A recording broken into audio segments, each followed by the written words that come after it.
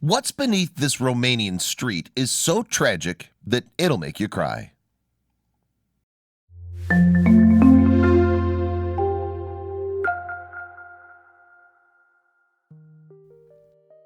Underneath the main train station in Bucharest is a hot, cramped sewer that smells of excrement and glue.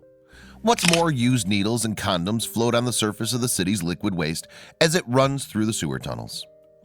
And people live there. A group of men, women, and children occupy the tunnels. Some of those people high on drugs and interchanging needles, their arms marked with scars. They are, though, a resourceful group, to say the least.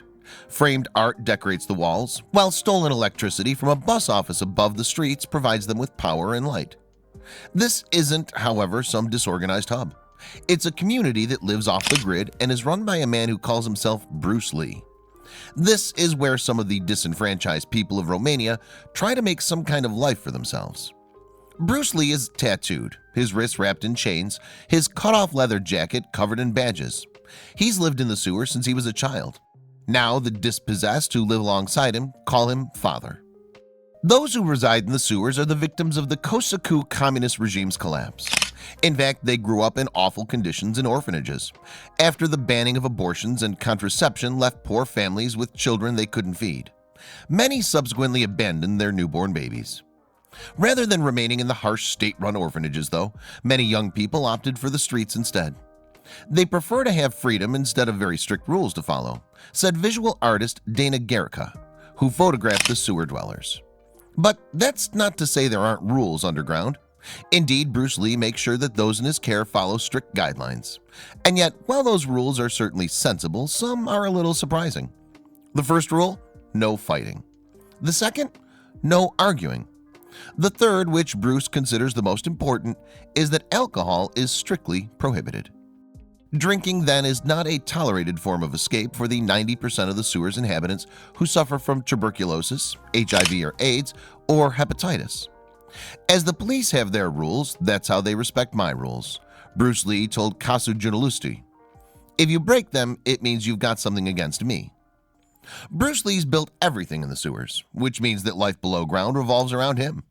Those who work there work for him by scavenging in bins for metal and discarded paint. The scavengers then take their loot to their boss, who pays them for their work. For their work, these scavengers also receive protection, shelter, and food. Plus, they get access for drugs and Oralac, a paint with hallucinogenic fumes, at rock-bottom prices.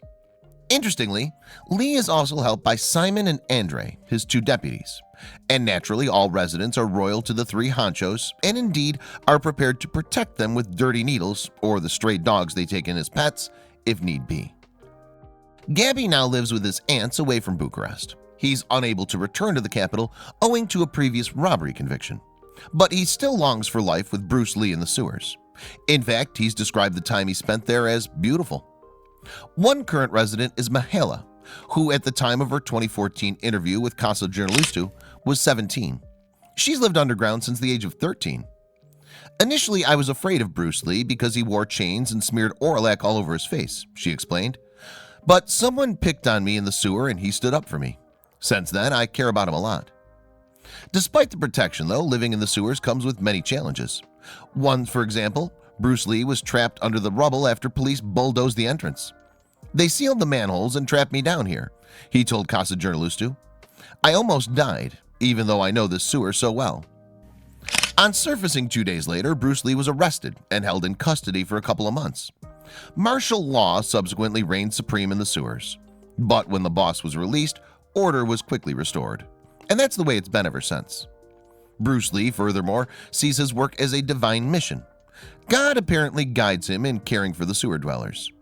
Before I knew God, I was a different man, he explained to Casa Journalistu. I had no family, I was bad, I was corrupt. It's a strange, awful life of drug use and poverty under the streets of Bucharest, but Bruce Lee sees it as better than the alternative. No one has offered us an opportunity to life. This chance of a better life, we created that for ourselves and on our own. Before I arrived to this place, people were dropping like flies.